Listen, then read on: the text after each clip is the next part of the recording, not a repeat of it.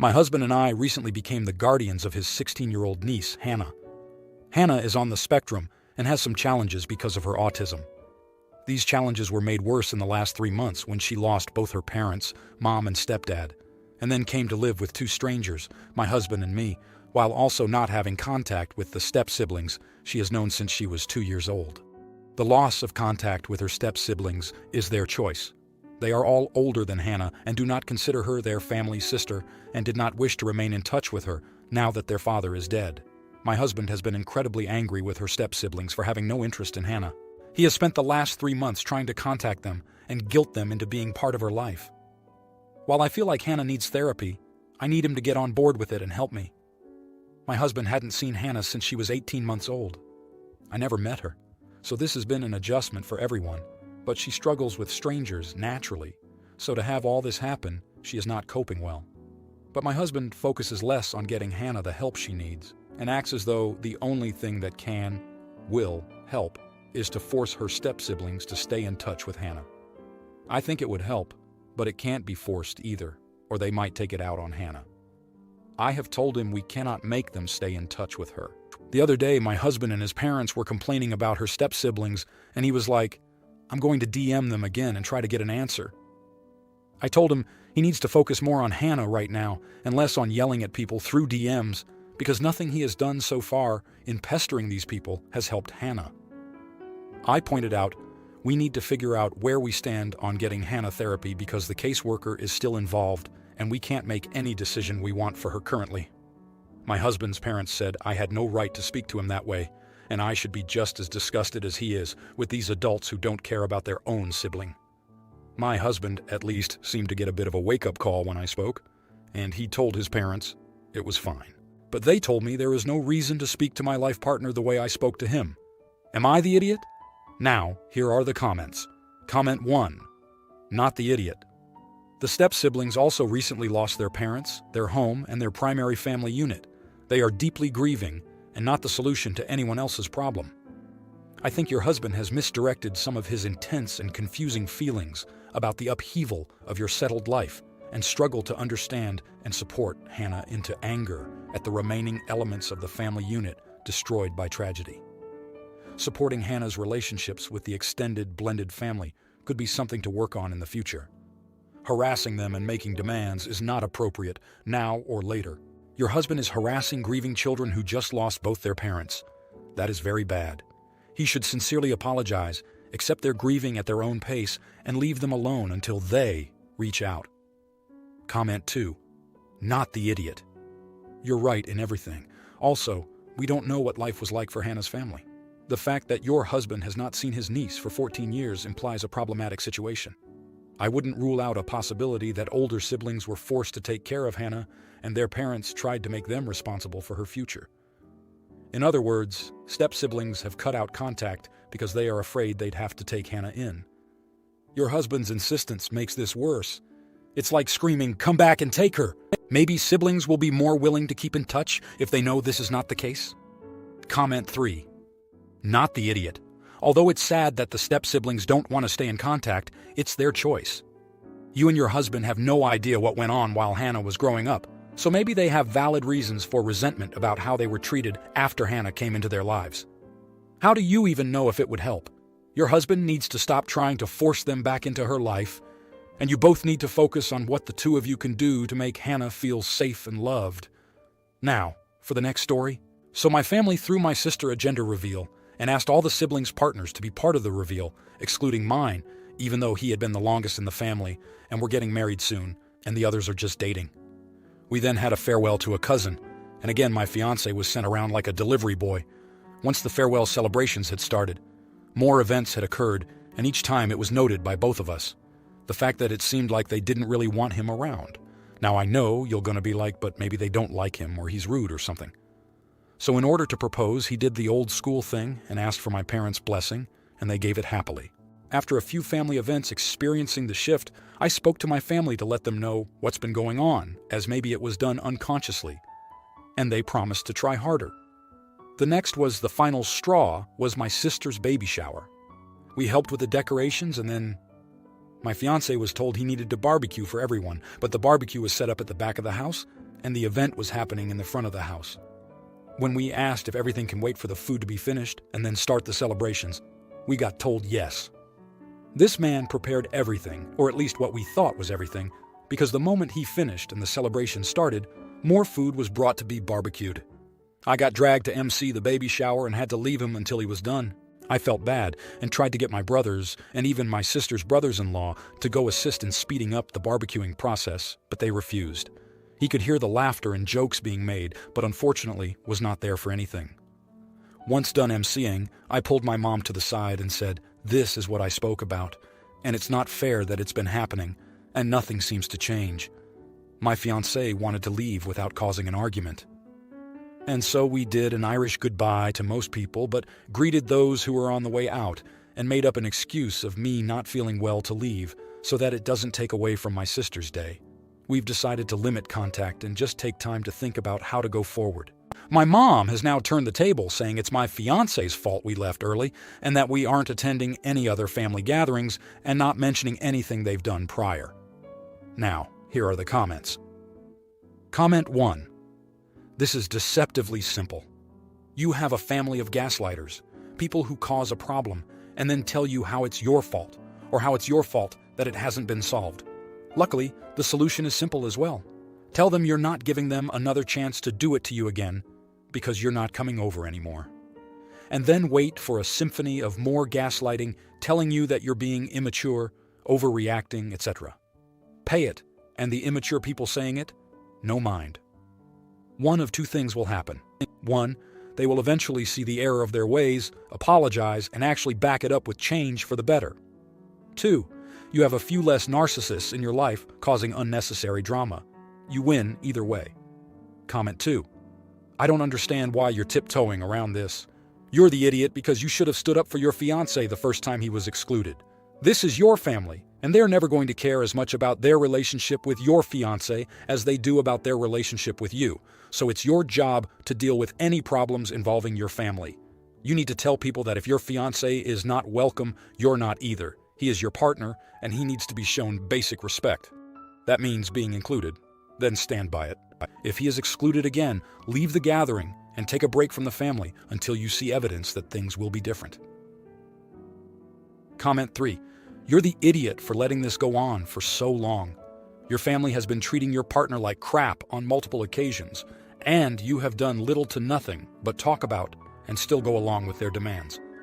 I am telling you, this will only stir resentment in your partner and will surely bleed into your relationship.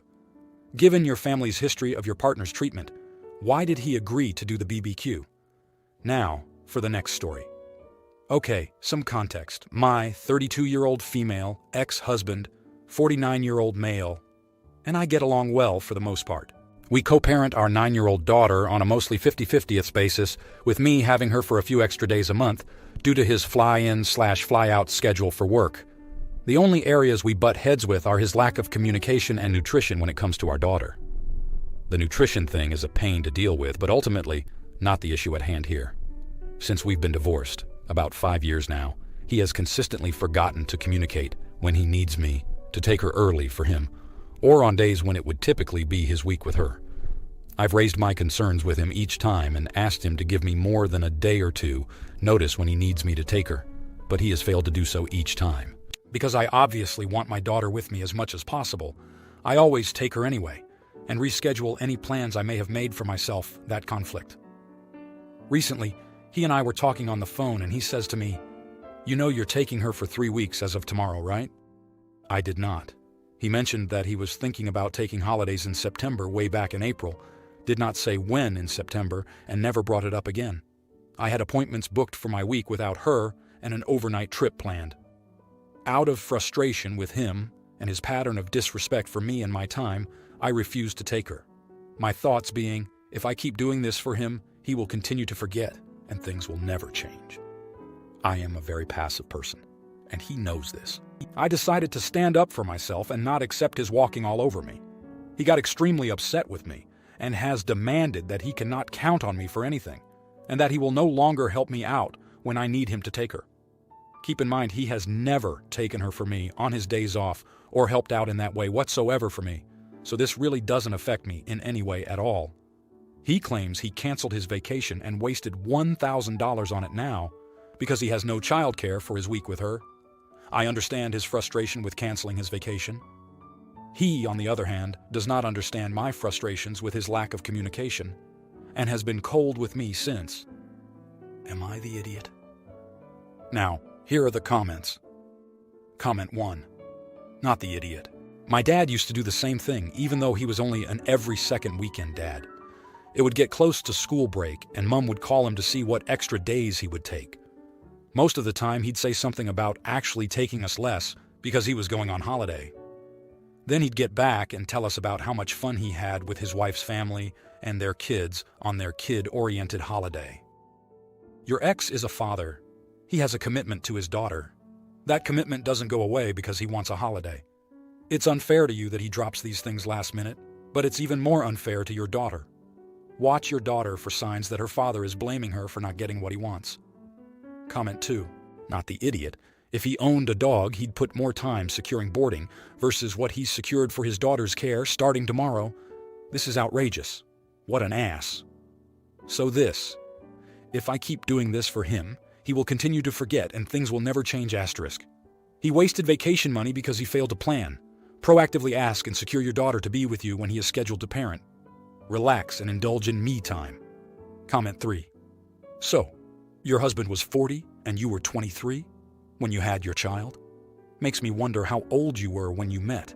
Because if he wasn't grooming a much younger woman, then I don't know what he was doing. You're not the idiot. He's manipulating you now, like he probably has since you met him. Start documenting everything. Now, for the next story. Our family has an interesting story. My bio-mother's side and bio-father's side have 2 marriages between the families. One of them is our bio-parents, and one of them is between my bio-mom's brother, 55, and my bio-dad's sister, 54. My bio-mom, Linda, and bio-dad, Chris, actually met at my uncle's and aunt's engagement dinner when both of them were 16. Linda and Chris are still complete wrecks. My bio-dad was the troubled one of the family who would have problems with school or work, and my bio-mom has addiction issues since she is 14. When they met and started to have a relationship, both sides of the family tried to break them up. They even sent them to different countries, but they stole $50,000 USD from their families, managed to come together, and ran away when they were 19. They got married in a third world country, and they had me, male 25, and my twin brother when they were 21 years old. They thought we were dead weights, so they left us in the hospital and went to another country. Luckily, they checked into the hospital with their passports, so the hospital reached out to the embassy. Then they found my grandparents and brought us back home, and we have been raised by our uncle and aunt since we call them Mom and Dad.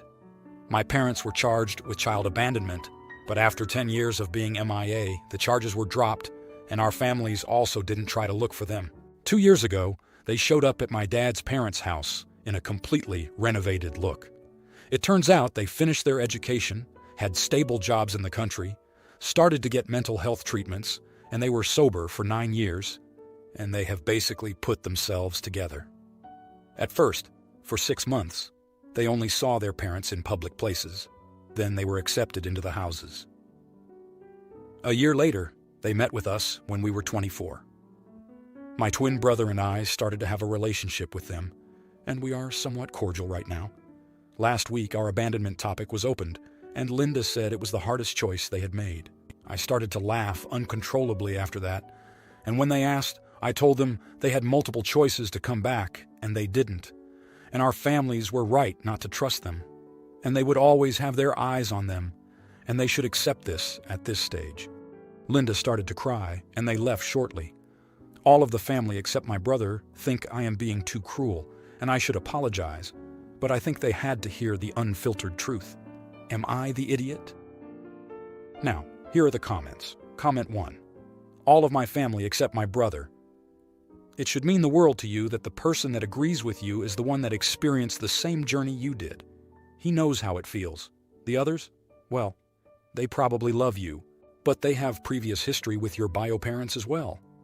It's a mixed bag of feelings for them. Not the idiot. You feel how you feel, and that's not out of spite. They didn't even leave you at your relatives. They *abandoned you at the hospital. Comment 2. not the idiot. The thing is, they didn't even try to get you adopted. They simply abandoned you. You and your brother could have simply died there. Everything turned out fine for you and your brother, but that's no thanks to them. They didn't do anything to ensure you would be okay. It was all due to the kindness of random foreign strangers. Info. Did they even know you were alive and with their family when they came back? Comment 3. Not the idiot. They abandoned you for crying out loud. They're lucky you gave them the time of day in the first place. You should point out to the other family there is no telling where you and your brother would have ended up if they had not been contacted. If you like this video, you'll probably like these too. Also, while you're here, please consider subscribing. It's your support that keeps this channel alive and allows me to make better and longer videos. Have a great day.